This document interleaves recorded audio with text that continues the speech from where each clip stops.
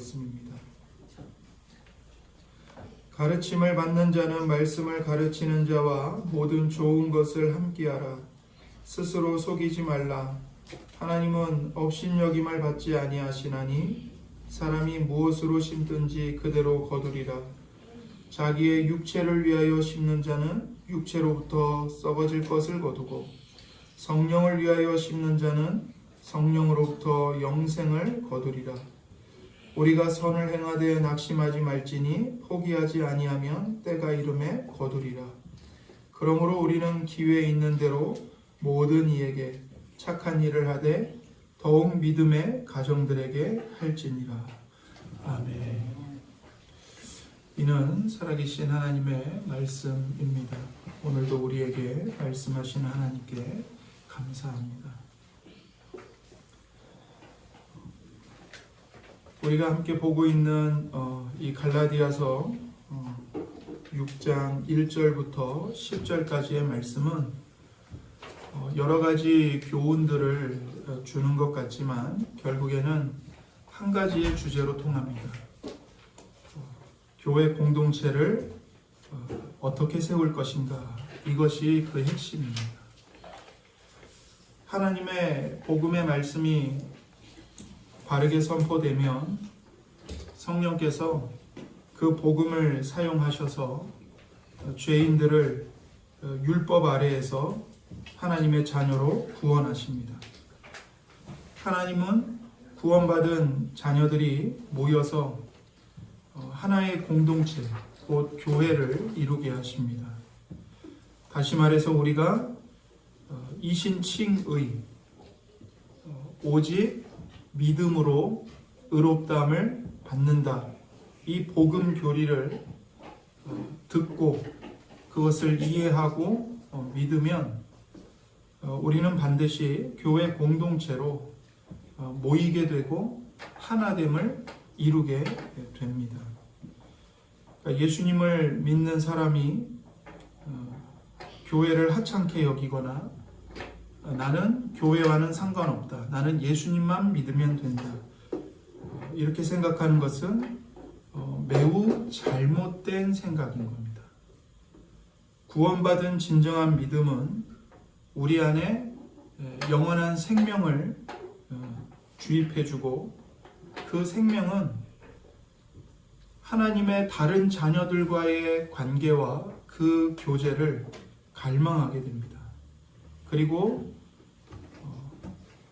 나 혼자 하나님을 예배하는 것으로 만족하지 않고 다른 성도들과 함께 주 안에 있는 믿음의 형제 자매들과 함께 모여서 하나님을 예배하는 것을 사모하게 됩니다. 이것이 살아있는 믿음이 주는 살아있는 생명의 그 갈급함입니다. 그리고 기쁨이죠. 그래서 사도 바울은 갈라디아서를 마무리하면서 서로 상관없는 권면들을 하는 것처럼 보이지만 실은 이 모든 권면들은 하나로 통합이 됩니다. 하나님의 공동체를 이렇게 세워가라는 그 교훈으로 모이는 것이죠. 지난 시간에는 교회 안에서 우리가 헛된 영광을 구하지 말고, 즉 텅 빈 자만심을 추구하지 말고 서로 주 안에서 짐을 나누어지라고 했습니다. 교회 안에 어떤 범죄한 일이 드러나거든 성령의 인도하심을 받는 너희는 온유한 심령으로 그러한 자를 바로잡고 너 자신을 살펴보아서 너도 똑같은 시험을 받을까 두려워하라. 너희가 짐을 서로 나눠지라. 그리하여 그리스도의 법을 성취하라고 했죠. 결국 이 말씀은 그리스도의 법을 성취하여 서로를 사랑하고 서로에게 종이 되어줌으로써 주님의 몸된 교회 공동체를 이루어가라는 것입니다. 세워가라는 겁니다. 서로가 서로를 주님의 몸된 교회로 세워주라는 것이죠. 그리고 이제 바울은 6절에서 교회는 하나님의 말씀을 가르치고 배우는 공동체라는 것을 강조합니다. 6절입니다. 가르침을 받는 자는 말씀을 가르치는 자와 모든 좋은 것을 함께하라. 여기 가르침을, 말씀을 가르치고 그 가르침을 받는 것이 나오죠. 모든 그리스도인은 말씀의 가르침을 받아야 합니다. 여기 6절에 가르침을 받는 자 이렇게 말하는데, 이 가르침을 받는 자는 헬라어 카테케오에서 나온 말입니다. 카테케오. 이 말의 뜻은 교회 안에서 교리 문답을 받는 사람입니다. 배우는 사람입니다. 그러니까 전통적인 교회에서 교리를 배울 때 사용하는 문답을 카테키즘이라고 합니다. 이 카테키즘이 어디서 나왔냐면 바로 이 카테케오에서 나왔습니다. 그러니까 카테케오, 가르침을 받는 자라는 말에서 카테키즘, 교리 문답이 나온 것이죠. 가르침을 받는 자라는 말에서 교리 문답이 나왔습니다. 즉, 가르침을 받는 자는 어떤 사람입니까? 교리 문답, 복음의 교리를 배우는 사람입니다. 여기서 우리는 뭘 보게 되냐면, 초대교회 때부터 새로운 회심자들에게 기독교 교리를 체계적으로 가르치는 일이 얼마나 교회 안에서 중요했는지를 우리가 보게 됩니다. 즉, 초대교회 때부터 교회 안에서 정말 중요한 일은 무엇이었는가? 교리 교육이었습니다. 기독교 교리를 체계적으로 가르치는 것이었습니다. 그것이 가르치는 자의 임무였습니다. 그래서 바울은 교회에서 복음의 교리를 가르치고 배우는 일이 매우 중요하다는 것을 강조하고 있습니다. 특별히 새롭게 믿은 사람들, 예수님을 안 믿다가 복음을 듣고 예수님을 믿기로 결정하고 교회 안에 들어온 사람들을 대상으로 교리를 가르치고 예수님의 제자로 사는 것이 무엇인지 가르치는 것을 매우 중요하게 여겼습니다. 6절에 말씀이라고 되어 있는데, 말씀을 가르치는 자 이렇게 되어 있죠. 이 말씀이라고 번역된 단어가 로고스입니다. 헬라어로 로고스입니다. 이 로고스는 하나님의 말씀입니다. 하나님의 말씀을 가르치고 배우는 일은 절대로 가볍게 여길 수 없는 사역입니다. 갈라디아 교회에 문제가 일어났는데 그 문제는 결국 어떤 문제였는가? 말씀을 가르치는 것과 배우는 것의 문제였습니다. 갈라디아 교회에는 말씀을 가르치는 일에 전념하는 사역자들이 이미 있었을 겁니다. 바울이 그 갈라디아 교회를 떠나면서 그냥 내버려 두고 떠난 것이 아니라 바울의 가르침을 따라 그 복음을 성도들에게 가르치는 사역자들을 세워놓고 갔을 거예요. 하지만 그 갈라디아 교회 안에 누가 들어왔죠? 거짓된 교사들이 들어왔습니다. 그들이 들어오자 성도들이 하나님의 말씀을 거부하고 거짓된 가르침을 따라가기 시작했습니다. 그로 인해서 교회 전체가 큰 위험에 빠지게 된 것입니다. 갈라디아 교회 안에 온갖 시기와 질투, 분쟁, 싸움, 당을 짓고 내가 너보다 더 거룩하다, 내가 너보다 더 신령하다, 내가 너보다 더 영적이다, 이런 논쟁들, 이런 분란들이 일어납니다. 왜 그렇죠? 거짓 교사들이 들어와서 우리는 오직 하나님의 은혜로만 구원받습니다 라는 복음을 버리고 예수님을 믿는 게 중요하지만 거기에 너희의 행위를 더해야 된다. 할례도 받아야 되고 유대인들과 똑같이 율법을 지켜서 너희가 스스로 너희의 의로움을 이루어야만 하나님께 사랑받을 수 있고 하나님께 인정받을 수 있다라는 이 잘못된 복음, 거짓된 복음을 전파했고 성도들이 거기에 속아 넘어갔습니다. 잘못된 거짓된 복음에 속아 넘어가자 어떤 일이 일어났죠? 하나님만을 의지하고 하나님의 영광만을 구해야 할 성도들이 헛된 영광을 추구하기 시작하는 겁니다. 자기의 텅 빈 영광. 내가 더 열심히 해서 내가 더 인정받아야지. 내가 나를 더 돋보이게 내세워야지. 교회 안에서 내가 더 주도권을 잡는 리더의 위치에 내가 올라가야지. 이런 싸움이 일어난 거예요. 이런 싸움이 왜 일어났습니까? 은혜의 복음의 교리를 버리고 인간을 강조하고 인간을 주장하는 거짓된 복음을 따라가자 그런 일들이 일어난 겁니다. 여러분, 교회가 왜 타락할까요? 여러 가지 요인이 있지요. 그러나 교회가 타락하는 근본적인 문제는 뭐냐면 하나님의 은혜의 복음을 버리기 때문입니다. 무서운 것은 교회가 하나님의 복음을 버리면서도 정작 본인들은 그걸 모릅니다. 자기들은 계속해서 성경을 가르치고 성경을 배웁니다.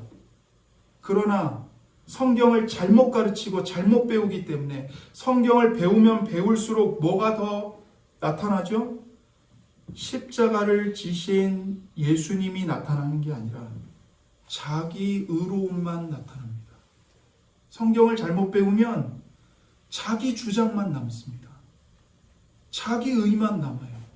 그리고 그 자기 의는 반드시 교회 안에 경쟁과 시기와 투기와 노역계함, 분노와 분열을 일으킵니다.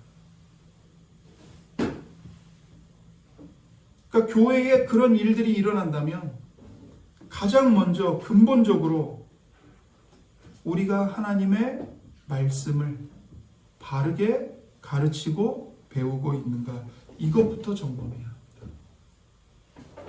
은혜의 복음을 전하고 있는가, 아니면 행위의 복음을 전하고 있는가, 하나님의 영광의 복음을 전하고 있는가, 아니면 인간의 영광의 복음을 전하고 있는가, 이것을 점검해야 합니다. 아까 방금 하나님의 말씀, 그 말씀이 로고스라고 말씀드렸죠. 이 하나님의 말씀을 거부하는 것은 곧 하나님을 버리는 것입니다. 사도 요한은 로고스가 바로 하나님이라고 말합니다. 요한복음 1장 1절입니다. 태초에 말씀이 계시니라. 이 말씀이 하나님과 함께 계셨으니 이 말씀은 곧 하나님이시니라. 여기 말씀이 3번이나 등장하는데 이 말씀이 로고스입니다. 사도 바울이 쓴 말과 똑같은 말입니다. 바울이 말한 로고스가 바로 사도 요한이 말한 말씀입니다. 사도 요한이 뭐라고 말하죠? 태초에 말씀이 계시니라. 이 말씀이 하나님과 함께 계셨으니 이 말씀은 곧 하나님이시니라. 하나님이 말씀이시고 그 말씀이 성육신 하신 분이 바로 성자 하나님, 즉 예수님이십니다. 하나님의 말씀을 듣는 것은 하나님을 만나는 겁니다. 하나님을 영접하는 겁니다. 말씀을 듣는 것이 곧 하나님의 음성을 듣는 일입니다. 우리가 고난을 받을 때, 너무나도 힘들어서 낙심하고 주저앉았을 때 우리에게 하나님의 위로가 필요하죠. 그럴 때 우리가 하나님께서 나에게 위로의 말씀을 해주셨으면 정말 좋겠다, 이런 생각을 할 때가 많습니다. 근데 여러분, 우리가 성경을 펼쳐서 성경의 약속의 말씀을 읽을 때 우리는 곧 하나님의 위로의 음성을 듣는 겁니다. 우리가 교회로 모여서 이 강단에서 설교자로부터 하나님의 말씀을 들을 때 하나님께서 여러분을 붙들어 주신다는, 여러분을 일으켜 주신다는 위로의 말씀을 듣는다면 그것이 곧 인간의 말이 아니라 하나님의 위로와 격려의 음성을 듣는 겁니다. 하나님의 말씀을 듣는 것이 하나님을 만나는 겁니다. 하나님의 말씀을 대하는 우리의 마음과 자세가 곧 하나님을 대하는 마음과 자세입니다. 하나님을 경외하고 사랑하는 사람은 하나님의 말씀을 경외하고 사랑합니다. 하나님을 사랑하는 사람은 하나님의 말씀을 신뢰하고 순종합니다. 그러나 하나님을 사랑하지 않는 사람은 하나님의 말씀을 소홀히 대합니다. 성경 말씀을 중요하게 생각하지 않습니다. 하나님의 말씀을 대하는 그 사람의 태도를 보면 그가 하나님을 사랑하는 사람인지 아닌지가 판명됩니다. 교회는 하나님의 공동체입니다. 그러므로 교회가 하나님의 말씀을 가르치고 배우는 일은 그 무엇과도 바꿀 수 없는 교회의 심장입니다. 그래서 교회는 말씀의 공동체입니다. 하나님의 말씀을 가르치고 배우는 일이 이토록 중요하기 때문에 가르침을 받는 자는 말씀을 가르치는 자와 모든 좋은 것을 함께하라고 권면합니다. 여기 6절에 함께하라는 말은 헬라어로 코이노니아에서 나온 말입니다. 여러분 코이노니아 많이 들어보셨죠? 코이노니아는 나누다, 교제하다라는 뜻입니다. 우리가 주일 예배 후에 함께 식사를 합니다. 이것을 성도의 교제, 코이노니아라고 합니다. 음식을 함께 나눠 먹으면서 교제하는 것이죠. 그런데 바울은 말씀을 가르치는 자와 모든 좋은 것을 함께하라고 합니다. 여기서 말하는 이 모든 좋은 것은 재정적인 지원을 포함하는 것입니다. 말씀을 가르치는 자를 후원해서 그 일에 전념하게 하라는 것이죠. 그것이 교회 공동체 모두에게 유익하기 때문입니다. 모든 좋은 것을 함께하라는 것은 자원함으로 나누고 도우라는 말입니다. 그래서 보통 교회에서 말씀을 가르치는 목사에게 주는 생활비를 사례라고 표현합니다. 그러니까 보답할 사자에 예절, 인사 예자를 써서 사례라고 그렇게 표현을 하죠. 월급이라고 하지 않습니다. 지금 바울 사도는 말씀을 가르치는 자에게 월급을 주라는 것이 아닙니다. 그러니까 고용 계약에 대해서 말하는 것도 아닙니다. 오늘날 매우 성경으로부터 벗어난 개념이 교회 안에 들어와 있는 것을 보게 됩니다. 그것 중 하나는 목사를 고용한다는 개념입니다. 우리가 월급을 주고 목사를 피고용인으로 여기는 거죠. 말씀을 가르치는 목사에게 물질을 나눌 때 고용주가 고용인에게 봉급을 주듯이 하면 안 된다는 것입니다. 봉급이 아니라 코이노니아, 교제이고 나눔입니다. 말씀을 가르치는 자에게 왜 재정적인 후원을 해야 하는 걸까요?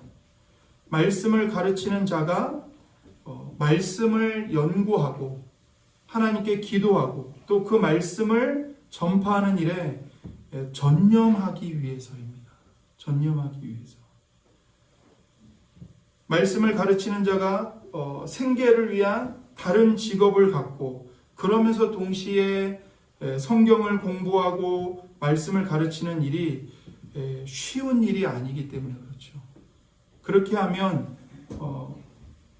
말씀 사역이 약화될 수밖에 없고 말씀 사역이 약화되면 교회 공동체의 모든 구성원들, 즉 모든 성도들이 영적인 유익을 받지 못하는 문제가 생기기 때문에 말씀을 가르치는 목사에게 그 목사가 생계를 걱정하지 않고 말씀 사역에 전념할 수 있도록 성도들이 재정적인 교제와 나눔을 함께 지원해 주라고 말을 하는 것입니다.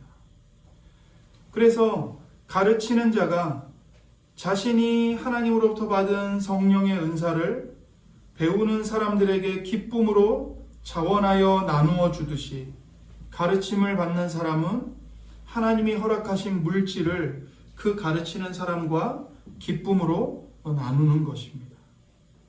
목사가 하나님께 받은 영적인 은사를 성도들에게 나누어 주듯이 성도들도 하나님께 받은 재정적 은사를 목사에게 나누는 것입니다. 이때 교제, 코이노니아가 일어나는 것이죠. 이런 점에서 목사는 교인들의 자원하는 선물에 의해서 살아갈 수 있어야 합니다. 그 목적은 목사가 세상적 염려와 근심으로부터 벗어나서 말씀 사역에 전념하도록 하기 위한 것입니다. 이것이 성경적 원리입니다. 교회가 진리 위에 세워지는 방법인 것이죠. 바울은 복음의 진리를 가르치는 이들을 지원해야 한다고 말하면서 이어서 스스로 속이지 말라고 경고를 합니다. 7절과 8절입니다. 스스로 속이지 말라. 하나님은 업신여김을 받지 아니하시나니 사람이 무엇으로 심든지 그대로 거두리라. 자기의 육체를 위하여 심는 자는 육체로부터 썩어질 것을 거두고 성령을 위하여 심는 자는 성령으로부터 영생을 거두리라. 아멘. 스스로 속이지 말라. 어떤 의미에서 이것은 갈라디아서 전체의 주제입니다. 갈라디아 교회의 다수는 바울에게 직접 교리문답 교육을 받았을 겁니다. 그러나 지금은 거짓 교사들에게 대부분 속아서 넘어가 버렸습니다. 바울이 안타깝게 말한 대로 갈라디아 성도들은 성령으로 시작했다가 육체로 마치는 위험에 처한 겁니다. 바울이 경고했듯이 거짓 교사들은 갈라디아 성도들과 함께 교제한 게 아닙니다. 그들은 성도들을 이용해서 자기 명예와 인정을 얻으려고 한 겁니다. 예수님의 제자인 성도들을 자기들의 제자로 삼아서 자기들이 얼마나 탁월한 사역자인지를 자랑하려고 한 거예요. 거기에 속아 넘어간 겁니다. 거짓 교사들의 목적은요, 성도들을 진리의 반석 위에 굳건하게 세워서 하나님 안에서 참된 자유를 누리며 자원함으로 하나님과 이웃을 섬기는 자녀들로 세우는 것이 그들의 목적이 아니고, 거짓 교사들의 목적은 뭐냐면 교회를 이용해서, 성도들을 이용해서 자기들의 이름을 앞세우고 자기들의 야망을 채우기 위한 것이었습니다.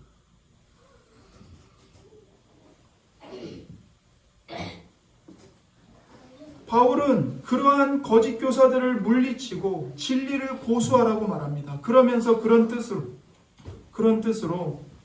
스스로 속이지 말라고 말하죠.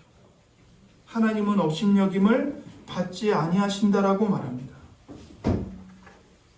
성도들이 자기를 속일 수 없는 이유는 하나님은 업신여김을 받으시는 분이 아니기 때문입니다. 우리는 하나님을 업신여길 수 없습니다. 여러분, 업신여긴다라고 했는데 이 업신여긴다를 직역하면 코를 들쳐 세운다는 뜻입니다. 경멸의 표시로 코를 들어 올리는 겁니다. 그러니까 하나님께 흥 하면서 코웃음을 치고 코를 들쳐 세우는 거죠.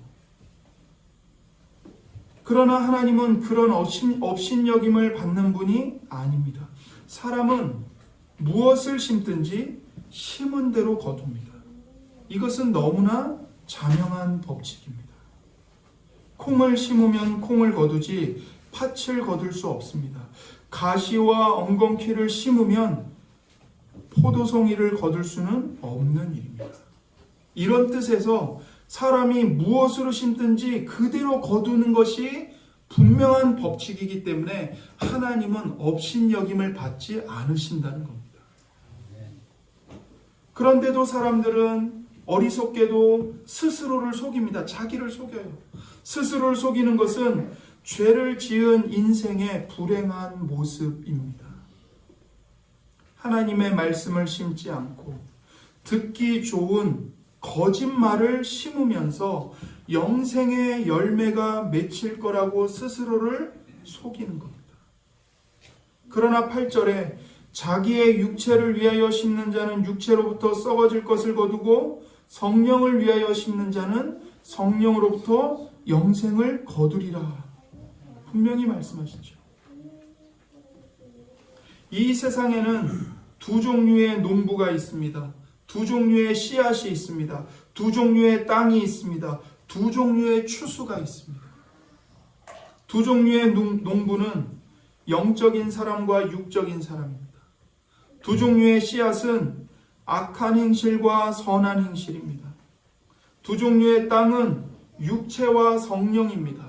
두 종류의 추수는 썩어질 것을 거두는 것과 영생을 거두는 겁니다. 이 썩어질 것을 다른 말로 하면 멸망입니다. 성경은 우리의 인생이 이 둘 중에 하나에 속하게 된다고 단언하고 있습니다. 우리가 반드시 하나님 앞에서 우리의 삶을 평가받는다고 성경은 말합니다. 어떤 사람들은 은혜로 말미암아 구원을 받는다고 하니까 이 은혜의 복음을 오해합니다. 우리는 아무 자격이나 공로나 조건을 가지지 않고 은혜로 값없이 구원을 받습니다. 사람들은 이 말을 은혜로 구원을 받은 거면 어차피 천국 가는 것은 따놓은 당상이니까 이제 이 땅에서 내가 아무렇게 살아도 되는 것 아니냐 이렇게 쉽게 생각을 합니다. 이것은 죄가 주는 잘못된 생각입니다. 은혜에 대한 오해입니다. 하나님은 죽어 마땅한 우리에게 그분의 아들까지 십자가에 죽는 자리에까지 내어주셔서 우리에게 값없는 용서와 구원과 하나님의 나라를 천국을 선물로 베풀어 주셨습니다.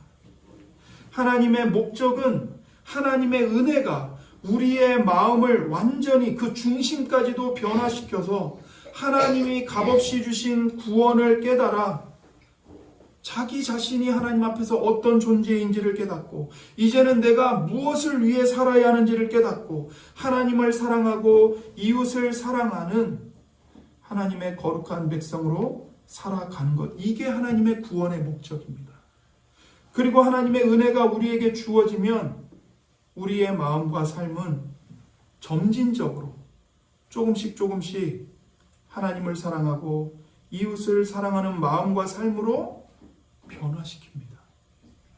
그런데 사람들은 이 은혜라는 말을 자꾸 잘못 이해해서 아무렇게나 살아도 되는 것처럼 생각하고 한 번밖에 없는 이 귀한 삶을 자꾸 낭비하고 있습니다.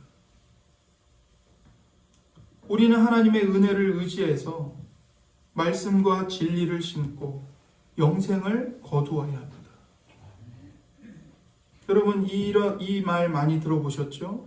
생각을 심어서 행동을 거두고 행동을 심어서 습관을 거두고 습관을 심어서 성품을 거두고 성품을 심어서 운명을 거둔다. 이것은 진리입니다. 오늘 내가 어떤 생각을 심느냐에 따라 행동이 달라지고요. 어떤 행동을 내가 심느냐에 따라 나의 습관이 달라집니다. 어떤 습관을 심느냐에 따라서 내 인격, 성품이 달라집니다. 그리고 그 성품을 심어서 영원한 운명을 거두게 되는 겁니다. 멸망인지 썩어질 것인지 영생인지를 거두게 되는 거죠. 바울은 육체를 위하여 심지 말라고 말합니다. 육체를 위해 심는다는 게 어떤 뜻일까요? 가장 먼저는 은혜의 복음이 아닌 거짓된 복음을 심지 말라는 겁니다. 여러분이 하나님의 말씀을 듣든 혹은 미디어 매체를 통해서 사람의 말이나 세상의 말을 듣든 분별하셔야 됩니다. 여러분 자아를 막 부추겨 세우고 여러분 자아를 막 확장시키고 여러분의 생각이 여러분 자신에게 함몰되게 하는 말들은요, 절대로 하나님의 말씀이 아닙니다. 그건 사탄의 거짓말입니다. 그것이 아무리 성경의 옷을 입었다 할지라도 여러분과 저의 마음을 십자가에 못 박히신 그리스도의 고난, 그리스도의 희생, 그리스도의 섬김, 그리스도의 겸손, 그 앞으로 나를 데려가지 않고 나를 내 자아, 내 자신, 내 육신, 내 자존심, 내 기분, 오로지 나, 여기에 몰두하게 만든다면 아무리 성경의 옷을 입었다 할지라도 그것은 하나님의 말씀이 아닙니다. 하나님의 은혜의 말씀은 우리를 십자가 앞으로 데려갑니다. 십자가 앞에 무릎 꿇게 합니다. 십자가 앞에 엎드리게 합니다. 첫 번째, 은혜의 복음이 아닌 거짓된 복음을 심지 마십시오. 존 스토트 목사님은 이 육체를 위해서 심는다는 것에 대해 우리의 생활과 관련해서 매우 실제적으로 설명을 해주셨습니다. 그분이 이렇게 말합니다. 육체를 위하여 심는 것은 육체를 십자가에 못 박는 것이 아니라 도리어 육체를 만족시키고 육체를 사랑하고 그 육체에 아첨하는 것입니다. 그러니까 여기서 말하는 육체는 나의 자아를 얘기하는 겁니다. 내 자아. 우리가 심는 씨앗은 넓게 말해서 우리의 생각과 행동이다. 우리가 마음의 원한이나 불평을 품거나 불손하고 음란한 환상을 탐하거나 자기 연민에 탐닉할 때에는 육체를 위하여 심고 있는 것이다. 우리가 헤어나오지 못할 것을 알면서도 악한 친구들과 어울릴 때, 일어나 기도해야 할 시간임에도 불구하고 계속 침상에 누워 있을 때, 외설적인 서적을 읽고 있을 때, 오늘날로 하면 야한 동영상을 보고 있을 때, 야한 영상을 보고 있을 때, 절제를 잃고 발끈 혈기를 낼 때, 이럴 때 우리는 어김없이 육체를 위해 심고 있는 것이다. 어떤 그리스도인은 자신이 매일 육체를 위해 심으면서 자신은 왜 거룩함을 결실치 못하는가 하고 궁금해한다. 거룩함은 수확물이다. 우리가 그것을 결실하느냐 못하느냐 하는 문제는 거의 전적으로 우리가 무엇을 심느냐에 따라 결정된다. 이렇게 얘기해요. 이것이 바로 육체를 위해 심는 것입니다. 우리가 이것들을 분별하고 싸워야 합니다. 그러면 성령을 위해서 심는다는 말은 무슨 의미입니까? 어떻게 살면 우리는 성령을 위해서 심는다고 할 수 있겠습니까? 이 말은 5장에서 설명한 말을 빌려서 표현하면 이런 겁니다. 성령을 따라 사는 것, 성령의 인도를 받는 것, 그리고 성령을 따라 사는 것이라고 할 수 있습니다. 성령의 열매로부터 나오는 씨를 심는 겁니다.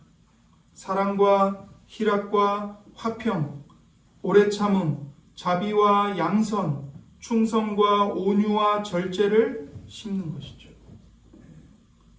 우리가 이런 열매를 거두려면 다시 반복해서 말씀드리지만 은혜의 복음, 십자가의 복음을 여러분과 제 마음속에 심어야 합니다. 십자가의 복음을 들어야 합니다. 읽어야 합니다. 마음에 계속해서 그 십자가의 사랑을, 십자가의 용서를 내 마음에 계속 되새겨야 합니다. 그래야 성령의 씨앗을 심을 수 있는 거죠. 우리의 본성으로부터 나오는 것을 심는 게 아니라 십자가에 못 박히신 예수님에게서 나오는 그 은혜의 말씀을 심어야 합니다. 이것은 이제 우리가 그렇게 성령을 위해 심기 위해서는 은혜의 수단들을 사용해야 합니다. 은혜의 수단. 은혜의 수단은 하나님께서 죄인인 우리에게 은혜를 베푸시는데 그냥 아무렇게나 은혜를 베푸시는 게 아니라 은혜를 베푸시는 방법과 수단을 정하셨다는 겁니다. 우리는 내 나름대로 이렇게 하면 하나님의 은혜를 받을 수 있어라고 생각하지만 그것을 우리가 정하는 게 아니라 우리가 선택하는 게 아니라 하나님이 정해주신 수단을 사용해야 한다는 것이죠. 그러면 은혜의 수단은 무엇입니까? 하나님의 말씀, 그리고 기도, 예배, 성례, 세례와 성찬, 그리고 성도의 교제, 그리고 지난 시간에 우리가 살펴본 대로 교회의 권징입니다. 이게 은혜의 수단이에요. 이런 은혜의 수단을 우리가 부지런히 사용해서 하나님으로부터 은혜를 받아야 됩니다. 그 은혜를 받아야 우리가 비로소 육신을 죽이고 성령을 위해 성령님께 씨앗을 심을 수가 있는 것이죠. 그래서 우리가 성령을 위하여 심는 삶을 사는 방법은 하나님의 은혜의 수단들을 적절히 사용해서 하나님의 은혜를 받는 상태에 거하는 것입니다. 여러분, 하나님의 은혜가 없이는요, 우리는 어떤 씨앗도 성령을 위해 심을 수 없습니다. 구원도 하나님의 은혜이고요. 내가 어떤 삶을 살 것인가 선택하고 그 삶을 살아가는 것도 오직 하나님의 은혜로만 가능합니다. 그렇기 때문에 우리는 말씀과 기도, 예배, 세례와 성찬, 성도의 교제, 교회의 권징을 통해서 은혜를 받아야 합니다. 은혜 받는 자리에 거해야 합니다. 그래서 우리가 가정에서, 교회에서, 직장에서 성령을 위하여 심을 수 있는 길은 우리가 하나님의 은혜를 전적으로 의존하는 것입니다. 하나님께서는 모든 인간에게 인생이라는 시간을 주셨습니다. 사람마다 다 다르게 그 시간을 주셨죠. 우리는 그걸 보면서 하나님은 공평치 않다고 생각할 수 있지만 그렇지 않습니다.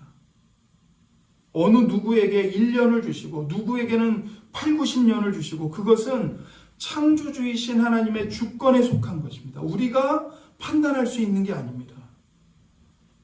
중요한 것은 하나님이 우리에게 주신 시간이 단 1년이든 100년이든 간에 하나님은 가장 적절한 시간을 우리에게 주셔서 가장 공평하고 의롭게 판단하신다는 거예요.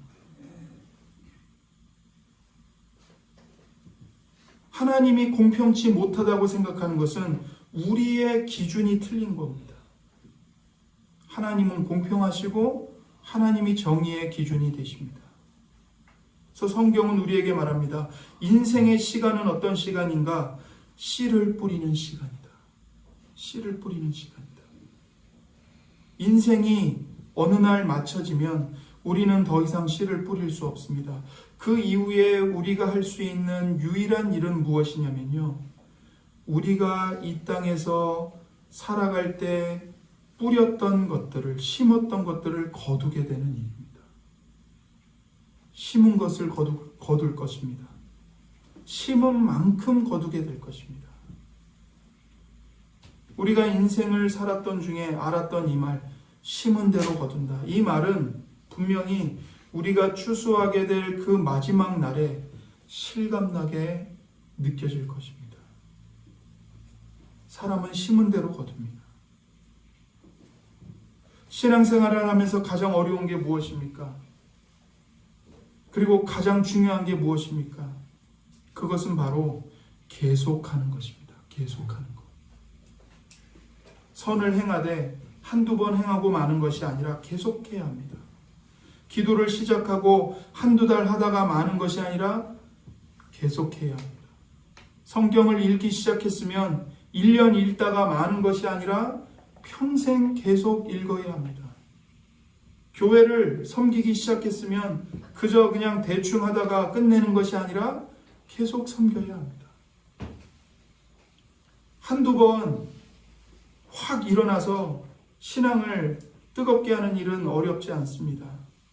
그러나 신앙이 냉담할 때도, 어려움이 왔을 때도 그 신앙을 계속 유지하면서 걸어가는 것은 쉬운 일이 아닙니다. 우리가 혹시라도 그냥 한두 번 신앙을 달구는 일에 익숙해 있다면 그걸 고쳐야 됩니다. 그것은 신앙의 방법이 아닙니다. 신앙은 매일, 매 순간 끊임없이 계속하는 겁니다. 언제 우리의 이 수고가 끝이 날까? 그런 생각이 들 때가 있죠. 짐을 서로 지려고 하지만 내가 도와줘야 할 사람들이 끊이지를 않습니다. 도대체 언제까지 해야 되는 건가? 범죄한 영혼들이 언제나 넘쳐납니다. 내가 도대체 언제까지 바로잡아줘야 된단 말인가?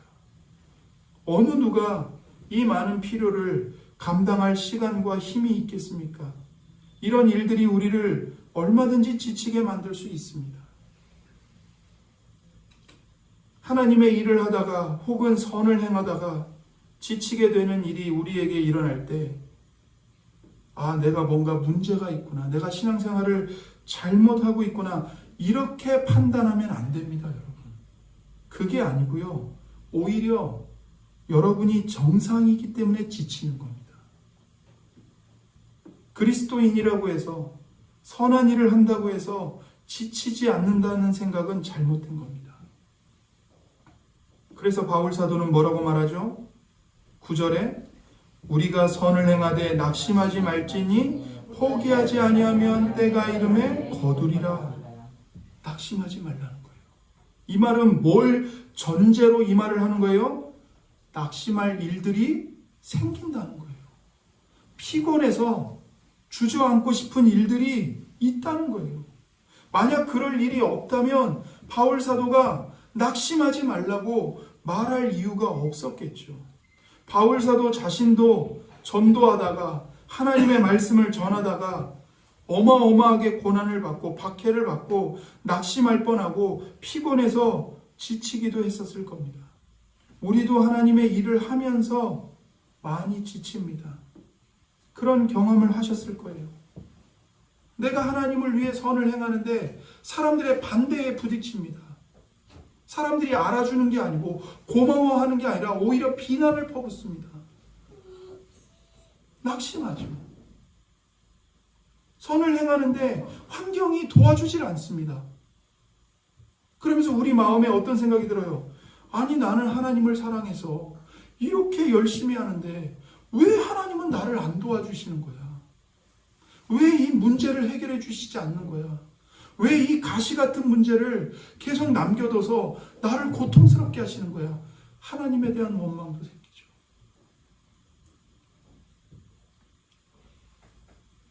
혹은 우리의 육체가 너무나도 피로가 쌓여서 지치기도 합니다. 하나님의 일을 하면서 많이 지칩니다. 여러분, 오히려 하나님의 일을 하면서 지친 경험이 없다면 우리는 오히려 그것을 회개해야 합니다. 그럼 이렇게 지쳤을 때 우리는 어떻게 해야 될까요? 성경이 우리에게 말하는 방식은 쉬라는 것입니다. 하나님의 일을 하다가 지치면 잠깐 쉬어야 됩니다. 그 피곤함과 피로를 무시한 채 여러분 자신을 몰아가서는 안 됩니다. 그리고 여러분의 피곤함을 알아주지 않으면서 여러분을 닥달하고 몰아붙이는 그런 지도자를 따라가서도 안 됩니다. 하나님은 우리를요, 영혼과 육체로 만드셨어요. 인간의 몸은 쉬어야 합니다. 하나님이 정하신 창조의 질서예요. 하나님이 왜 밤이라는 어두운 시간을 주셨어요? 잠자라고, 쉬라고. 모든 걱정과 근심, 네가 애쓰고 수고하는 모든 일 다 하나님께 맡기고, 그 깜깜한 밤에는 하나님께 다 맡기고 하나님 안에서 쉬라고요. 잠을 자라고요. 그래서 밤을 주신 거예요. 그러니까 일할 시간이 있으면 쉬는 시간이 반드시 주어지는 거예요. 그게 하나님의 법칙이에요. 왜 많은 목회자들이 이해할 수 없는 기행을 저지를까요? 목회에 엄청난 피로감이 있거든요. 근데 이거를 목회자 자신이 그걸 무시한 채 계속 자기 자신을 극한으로 몰아붙이다 보면 결국에는 탈이 납니다. 어딘가에서 빵 터져버려요. 그러니까 자기 자신의 몸의 상태를 잘 파악해야 됩니다. 목회자도 쉬는 게 필요하고 교회를 섬기는 성도라면 누구든지 다 쉴 때가 필요합니다. 엘리야가 하나님의 말씀을 전하다가 낙심해서 광야로 도망갔죠. 로뎀나무 아래 가가지고 하나님 나를 차라리 죽여주십시오. 나는 이제 끝났습니다. 내가 해봐야 아무 소용없습니다. 나는 아무것도 아닙니다. 라고 했을 때 하나님이 어떻게 하십니까? 천사를 보내서 위로하시는데 어떻게 위로하세요? 말로만 위로하세요? 아니요. 그 엘리야가 먹어야 할 떡을 숯불에 구워서 천사가 직접 주어요. 그리고 그가 마셔야 할 물을 줍니다. 그리고는 천사가 뭘 하냐면 엘리야의 몸을 주물러 줘요. 이게 뭐죠? 하나님이 엘리야가 탈진한 상태를 너무나도 잘 아시는 거예요. 지금 엘리야에게 필요한 건 뭐예요? 쉬는 거예요. 먹고 잘 마시고 자고, 그걸 하나님이 허락하시는 거예요. 엘리야에게. 그렇게 충분히 쉬어서 엘리야가 기력을 회복하자 그때서야 하나님이 엘리야에게 호렙산으로 가라고 말씀하시는 겁니다. 네가 해야 할 사명이 아직 있다고 말씀하시는 거예요. 이게 하나님의 방법입니다. 바울 사도는 갈라디아 교인들에게 이제까지 오직 믿음으로 의롭다함을 얻는다는 이신 칭의의 교리를 가르쳤습니다. 그런데 지금 바울 사도는 그 가르침의 결과로 적용을 하고 교훈을 주면서 선한 행위를 강조하고 있습니다. 우리가 선을 행하라는 거예요. 이걸 강조해요. 여러분 이상하지 않습니까? 아니 오직 믿음으로 의롭다함을 얻는다면서 왜 선한 행위를 하라고 강조하는 걸까요? 이것은 지금 바울 사도가 오직 믿음이라는 교리를 오해하지 않도록 의도적으로 선한 행위를 강조하고 있는 겁니다. 앞서도 말씀드렸지만 은혜는 우리를 변화시킵니다. 하나님을 사랑하고 이웃을 사랑하는 존재로 우리를 변화시켜서 선한 사랑의 일들을 행하도록 하나님의 은혜가 우리를 이끌어갑니다. 오직 믿음이기 때문에 아무것도 안 해도 된다가 아닙니다. 오히려 오직 믿음, 오직 은혜, 오직 그리스도이기 때문에 우리는 더더욱 기쁨과 감사로 계명에 순종합니다. 선한 일을 행합니다. 우리는 선을 행할 때 예수님의 말씀을 따라 선을 행해야 합니다. 마태복음 25장 34절부터 36절입니다. 그때의 임금이 그 오른편에 있는 자들에게 이르시되 내 아버지께 복받을 자들이여 나와 창세로부터 너희를 위하여 예비된 나라를 상속받으라. 내가 줄일 때에 너희가 먹을 것을 주었고 목마를 때에 마시게 하였고 나그네 되었을 때에 영접하였고 헐벗었을 때에 옷을 입혔고 병들었을 때에 돌보았고 옥에 갇혔을 때에 와서 보았느니라. 믿음은 반드시 삶에서 선행으로 나타나게 되어 있습니다. 하나님의 은혜는 우리가 하나님을 사랑하고 이웃을 사랑하도록 우리 마음을 변화시킵니다. 은혜는 믿음을 낳고 믿음은 사랑을 낳습니다.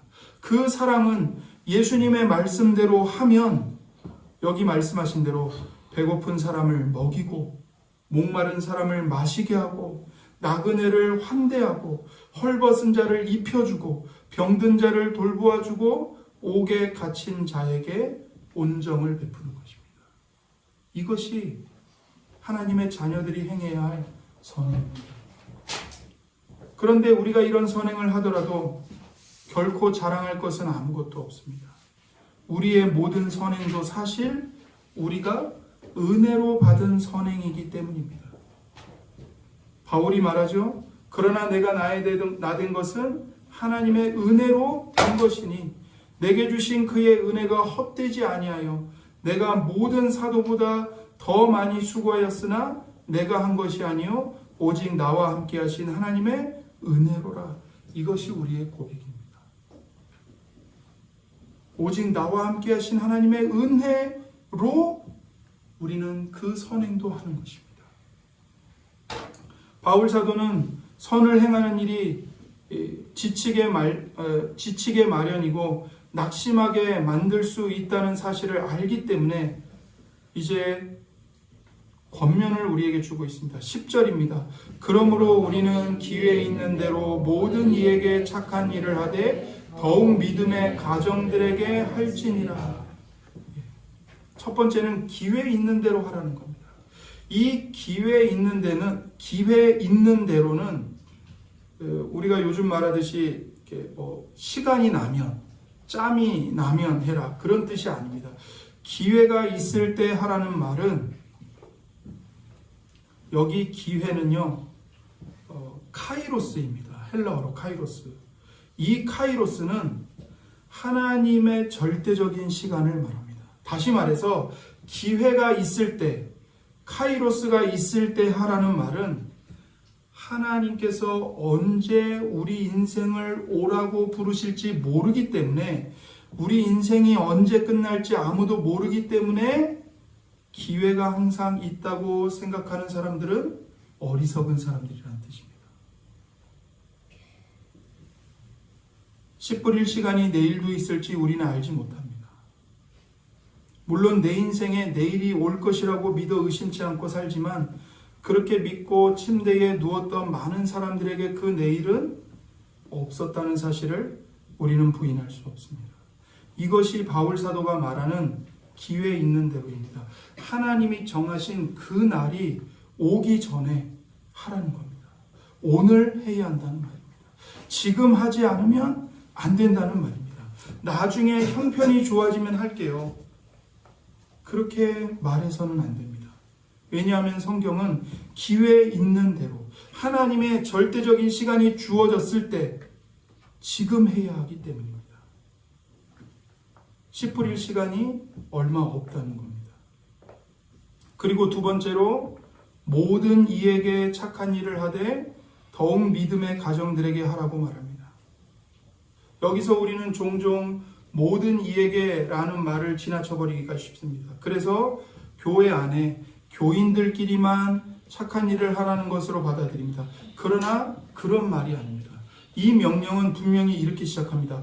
모든 이에게 착한 일을 하라.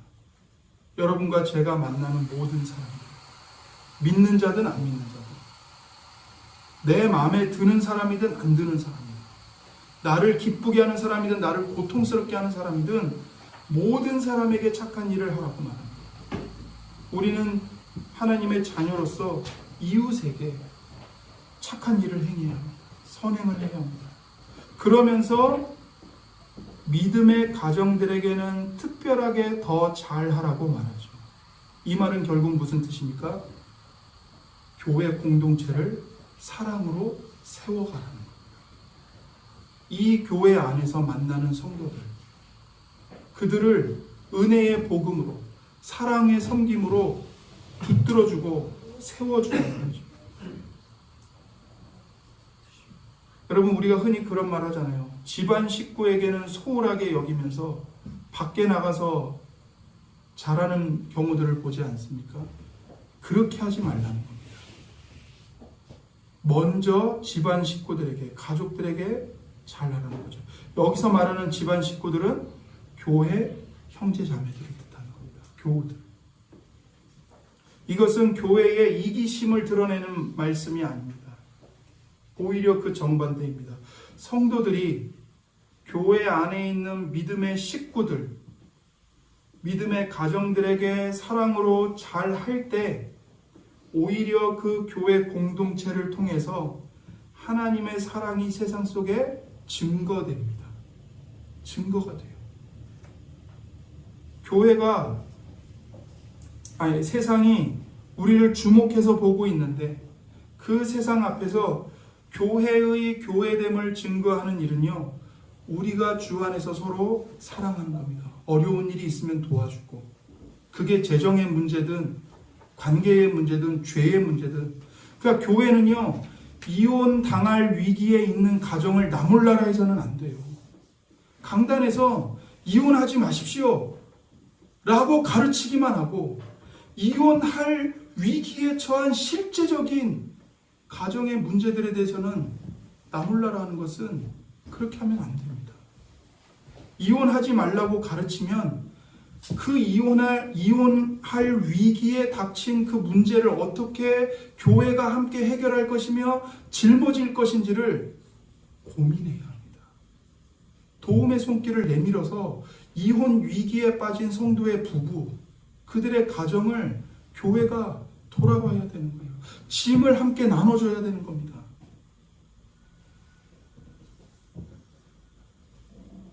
그렇게 믿음의 가정들, 믿음의 식구들을 더 사랑하고 섬김으로써 세상 앞에 교회의 교회됨이 드러나게 되는 것입니다. 초대교회에 그리스도인들이 박해를 받았죠. 근데도 안 믿는 자들이 나도 예수님을 믿고 싶다고 교회 안으로 들어오면서 교회가 꾸준히 성장을 했는데, 역사학자들, 사회학자들이 조사하고 연구한 결과가 뭐냐면, 안 믿는 자들이 그리스도인들이 서로를 얼마나 뜨겁게 사랑하는지를 보고 감화를 받아서 예수님의 복음을 받아들이고 교회 안에 들어오게 되었다는 겁니다. 요한복음 13장 34절입니다. 새 계명을 너희에게 주노니 서로 사랑하라. 내가 너희를 사랑한 것 같이 너희도 서로 사랑하라. 너희가 서로 사랑하면 이로써 모든 사람이 너희가 내 제자인 줄 알리라. 사랑함으로써만이 교회의 교회되 우리의 그리스도 제자됨을 증명할 수 있습니다. 예수님의 말씀을 보세요. 모든 사람이 우리를 보면서 우리가 예수님의 제자인 걸 어떻게 알게 된다고요? 너희가 서로 사랑하면 이로써 모든 사람이 너희가 내 제자인 줄 알리라. 이게 바로 예수님이 우리에게 주신 새 계명입니다. 그럴 때 세상은 우리를 보면서 그리스도의 제자, 그리스도의 교회라는 것을 알게 될 것입니다. 사랑하는 성도 여러분, 씨를 심는 건 힘든 일입니다. 그래서 시편 기자도 이렇게 노래했습니다. 시편 126편입니다. 눈물을 흘리며 씨를 뿌리는 자는 기쁨으로 거두리로다. 울며 씨를 뿌리러 나가는 자는 반드시 기쁨으로 그 곡식단을 가지고 돌아오리로다. 씨를 뿌리는 것은 눈물을 흘리는 일이고 우는 일일지라도 우리는 포기하지 말아야 합니다. 그 이유가 있습니다. 반드시 기쁨으로 그 곡식단을 가지고 돌아오게 될 것이기 때문에 그렇습니다. 포기하지 않고 씨를 뿌리면 때가 되면 거둘 것입니다. 여러분이 선을 행하다가 지치셨다면 낙심하지 마십시오. 잠깐 쉬시되 그만두겠다고 말하지 마십시오. 쉬십시오. 그러나 기력이 회복됐다면 다시 그 선한 일을 계속 꾸준히 하십시오. 보상이 이 세상에서 안 주어질 수 있습니다. 열매가 우리 눈에 안 보일 수 있습니다. 그러나 걱정하지 마십시오. 예수님이 재림하시는 그 날에 여러분과 저는 목도할 것입니다. 우리가 눈물로 뿌렸던 그 씨앗이 어떻게 아름답게 자라서 얼마나 아름다운 열매로, 풍성한 열매로 맺혀졌는지를 보게 될 겁니다. 계속해서 말씀을 심고 착한 일을 해야 합니다. 구원받은 성도는 영원히 구원받습니다. 그렇기 때문에 구원받은 성도는 계속해서 포기하지 말고 끝까지 견디면서 씨를 뿌려야 합니다. 이게 바로 성도의 견인의 교리입니다. 성령께서 성도를 인내하도록 보존하신다는 겁니다. 아무리 힘들어도, 아무리 고통스러워도 끝까지 믿음을 지키고 선행을 하며 하나님의 말씀의 씨앗을 뿌리는 일을 행하게 하신다는 거죠. 그 인내가 여기에 있습니다. 우리로 하여금 포기하지 않게 만드는 한 가지 중요한 사실은 그날에 추수가 있을 것이라는 소망입니다. 때가 이름에 거둘 것입니다.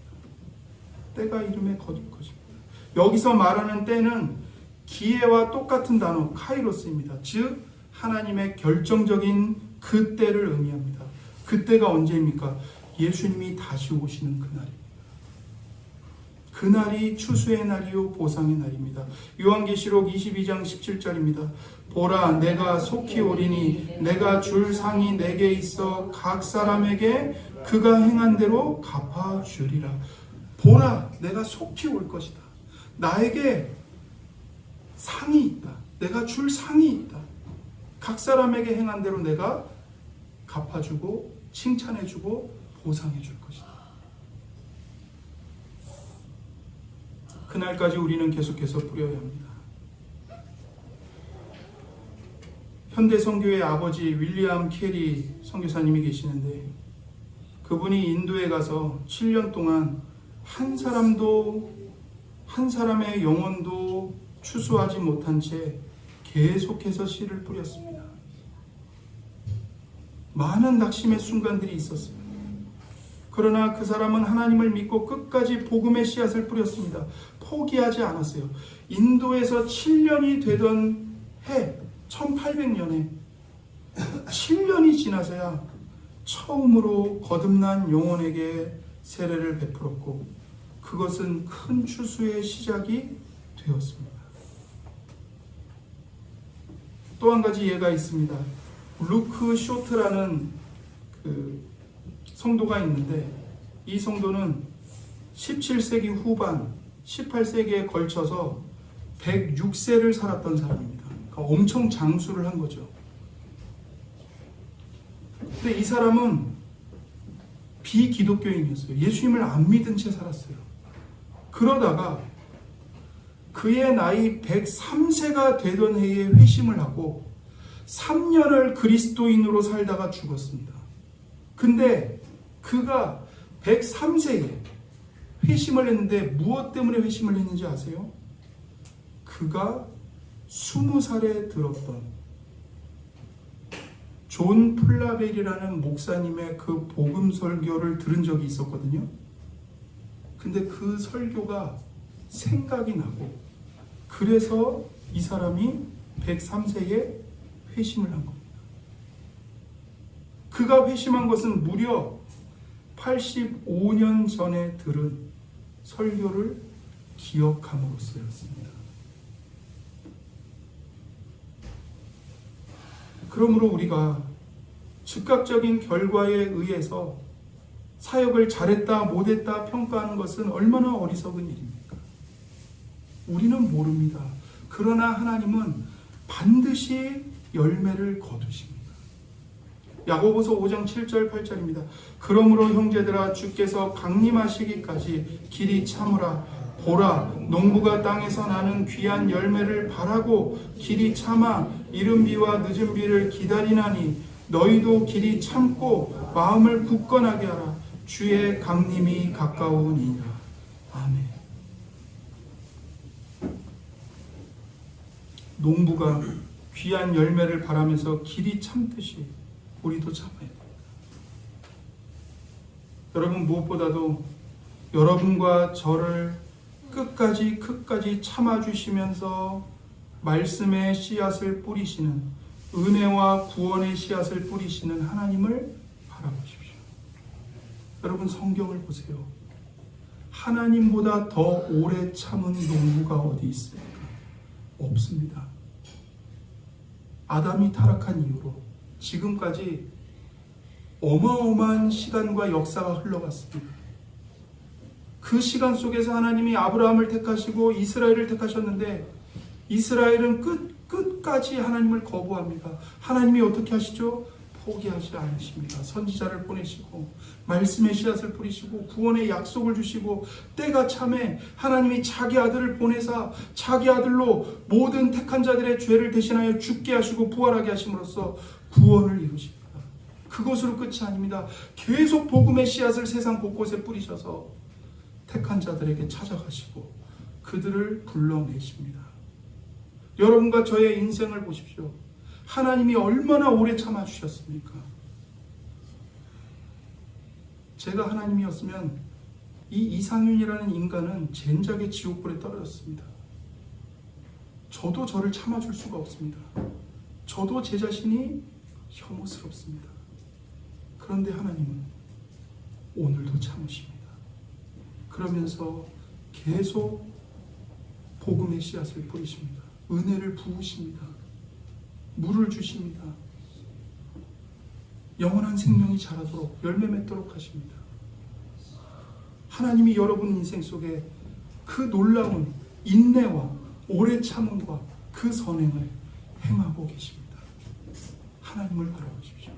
예수님을 바라보십시오. 우리가 십자가에 못 박히신 예수님을 바라고 이렇게 기도하기 원합니다. 하나님 아버지, 제가 더욱더 선한 일을 많이 할 수 있도록, 제가 성령을 위하여 심을 수 있도록 제게 더욱 은혜를 풍성하게 내려 주옵소서. 우리가 이렇게 기도하고 믿음으로 십자가에 못 박히신 예수 그리스도를 바라보기를 원합니다. 하나님의 은혜가 여러분과 저에게 선한 일을 계속할 수 있는 용기와 힘을 주실 것이고 그 날에 우리는 기쁨으로 추수를 거두게 될 것입니다. 기도하겠습니다.